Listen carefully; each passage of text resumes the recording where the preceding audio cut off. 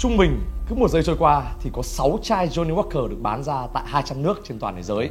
Khủng khiếp hơn, theo báo cáo của The Spirit Business thì Johnnie Walker chính là thương hiệu Scotch Whisky bán chạy nhất thế giới và ngự trị trên đỉnh cao trong 5 năm liên tiếp từ 2018 tới 2022. Bỏ xa hai đối thủ đằng sau là Ballantine's và Chivas Regal. Nếu bạn tìm kiếm một định nghĩa về vô đối thì không ai khác, đó chính là Johnnie Walker. Vậy thì Johnnie Walker bắt đầu từ đâu, bởi ai và hành trình của nó như thế nào để trở thành một thương hiệu rượu bán chạy nhất trên toàn thế giới? Trong video ngày hôm nay thì tôi sẽ chỉ cho bạn top 5 sự thật bất ngờ và thú vị về Johnnie Walker.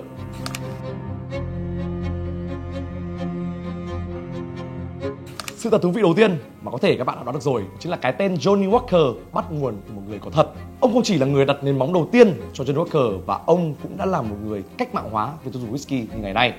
John Walker sinh vào năm 1805 và ông đã bắt đầu sự nghiệp whisky của mình chỉ 15 năm sau đó. Đúng rồi, bạn không nghe nhầm đâu. John Walker đã bán rượu từ khi mới có 15 tuổi.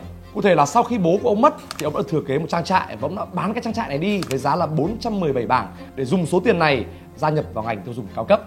Cụ thể là ông đã nhập gin, nhập brandy, nhập Scotch whisky và ông nhập cả trà từ Trung Quốc, thậm chí là ông còn nhập cả tiêu đen từ Jamaica về để bán.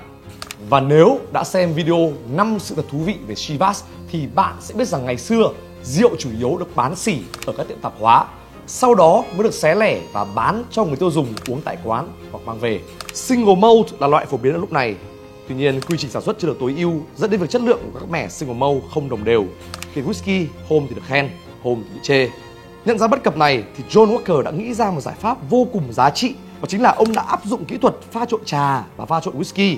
Ông thử nghiệm chọn lọc giữa nhiều loại rượu khác nhau từ nhiều nhà máy khác nhau để tạo ra một loại blended whisky với chất lượng ổn định và thỏa mãn nhu cầu của khách hàng. Ban đầu thì ông chỉ nhận order lẻ, sau đó lượng khách hàng của ông lớn dần buộc John Walker phải sản xuất hàng loạt với một công thức cố định. Vào năm 1850 thì đã có một trận lụt làm cửa hàng John Walker bị thiệt hại nặng nề. Lúc đó ông đã phải đứng giữa hai lựa chọn: một là nhập hàng tạp hóa lại từ đầu, hai là làm whisky full time. Và như người ta thường nói thì phần còn lại là lịch sử.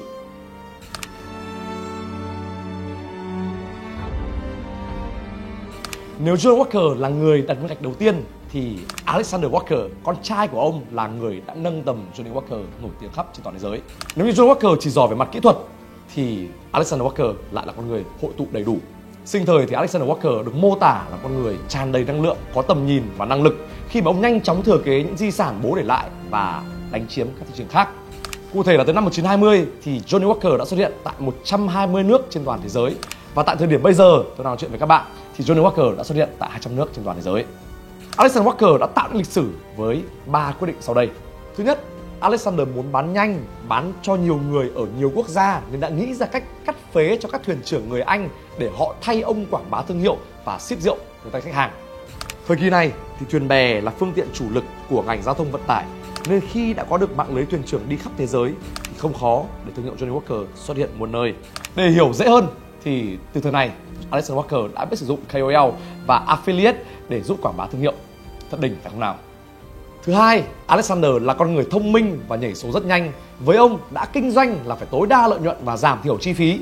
Vậy nên ông đã quyết định sử dụng chai hình khối thay cho các chai hình trụ tròn với những lợi ích khó có thể nghĩ tới như sau.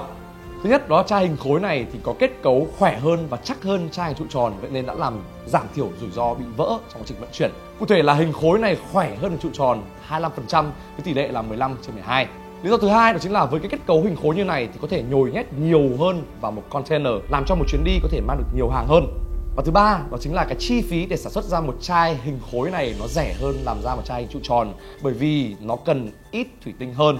Quyết định thứ ba của Alexander Walker đó chính là dán vênh label 24 độ.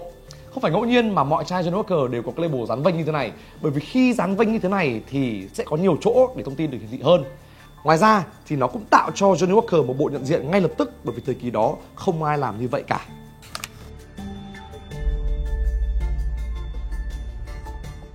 Miệt mài pha trộn và bán rượu từ rất lâu rồi, nhưng phải tới năm 1867 thì Alexander Walker mới chính thức trình làng đứa con của mình. Ông đã cho ra mắt phiên bản thương mại đầu tiên với cái tên là Old Highland Whisky, được đóng dưới nhãn là John Walker & Son và sử dụng label màu trắng thay cho màu sắc như bây giờ. Và rồi sau đó thì ông đã cho ra mắt chai Special Old Highland Whisky với label màu đỏ. Và rồi tới năm 1909 thì ông đã cho ra mắt chai Extra Special Old Highland Whisky với label màu đen.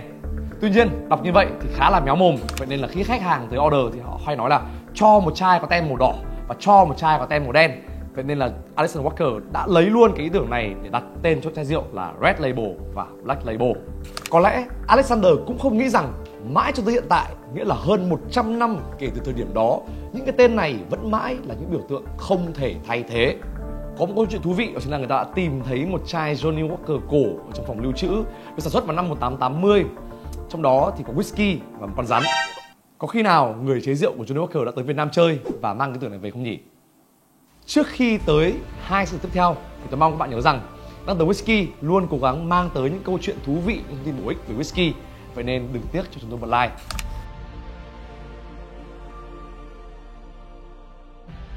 Sự thật thú vị thứ tư đó chính là về biểu tượng của Johnnie Walker. Hình ảnh The Striding Man, người đàn ông sải bước, được vẽ lần đầu tiên vào năm 1908 bởi họa sĩ biếm họa vô cùng nổi tiếng lúc bấy giờ là Tom Brown của tạp chí Punch.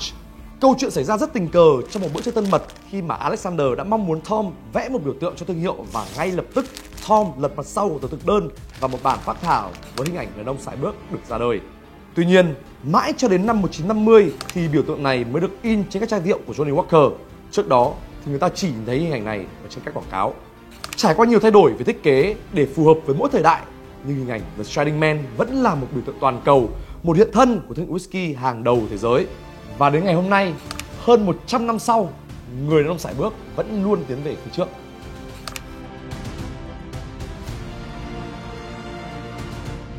Và sự thật cuối cùng đó chính là mỗi màu sắc của một chai Johnnie Walker lại đại diện cho một hương vị khác nhau. Vậy nên bạn hãy lưu ý điều này khi chọn ra một chai rượu phù hợp với cá tính của bạn. Red Label được ra mắt vào năm 1909. Đây là chai rượu Scotch whisky bán chạy nhất trên toàn thế giới kể từ năm 1945. Chai này thì sử dụng chủ yếu vào mục đích mix soda. Black Label, đây là chai rượu đầu tiên của Johnnie Walker. Ban đầu thì được gọi là Walker's Old Highland, sau đó đổi thành Extra Special Old Highland, và cuối cùng chỉ được gọi là Black Label vào năm 1909. Bên trong một chai Johnnie Walker Black Label là 29 loại rượu khác nhau, nhưng về cơ bản thì có 4 nhà máy rượu đến từ 4 vùng khác nhau.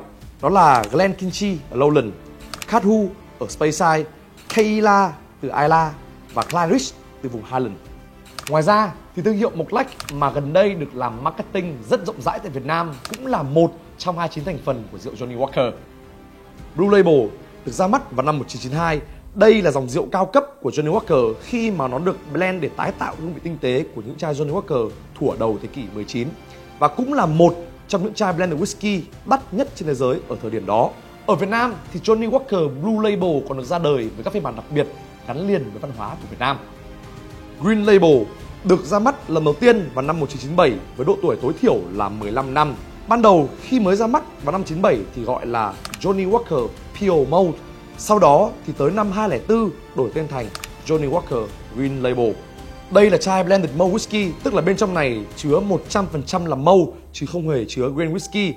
Dòng này đã bị cho khai tử toàn cầu vào năm 2012 để dọn đường cho Gold và Platinum Label. Chỉ có Đài Loan là vẫn còn, bởi vì nhu cầu Green Label ở nước này là rất cao. Tuy nhiên, vào năm 2016 thì Green Label đã trở lại với thế giới. Gold Label.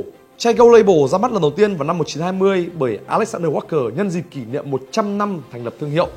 Tuy nhiên, nó đã bị cho khai tử trong giai đoạn Thế chiến thứ hai và sau đó nó trở lại vào năm 1992. Gold Label được pha trộn từ 15 loại single malt khác nhau và có độ tuổi tối thiểu là 18 năm và được gọi là The Centenary Blend trước khi đổi thành Gold Label Reserve vào năm 2011. Tới nay thì họ đã không để số tuổi ở trên chai rượu nữa. Platinum Label được ra mắt vào năm 2011 với mục đích thay thế cho Gold Label ở thị trường châu Á và đồng hành cùng Gold Label Reserve. Platinum Label đã có thời điểm bị ngưng sản xuất vào giữa năm 2017 để thế chỗ cho Johnnie Walker 18 năm, nhưng sau đó đã được khôi phục. Tôi đã có dịp được thử qua rất nhiều chai Johnnie Walker với các nhãn khác nhau. Tuy nhiên cá nhân tôi thì tôi thích nhất là chai Johnnie Walker Double Black. Cái chai đó thì có một chút vị khói nhẹ và khi uống thì cảm giác nó sẽ rất lâng lâng. 5 sự thật, 5 câu chuyện theo tôi là không đủ để nói về toàn bộ hành trình của Johnnie Walker, nhưng tôi tin rằng nó đủ để cho bạn thấy được sự ngưỡng mộ và khâm phục những người đằng sau thương hiệu rượu Scotch whisky hàng đầu thế giới này. Nếu bạn muốn tôi làm về thương hiệu nào nữa thì hãy cho tôi biết ở phía dưới phần comment. Cảm ơn vì đã xem và xin chào và hẹn gặp lại.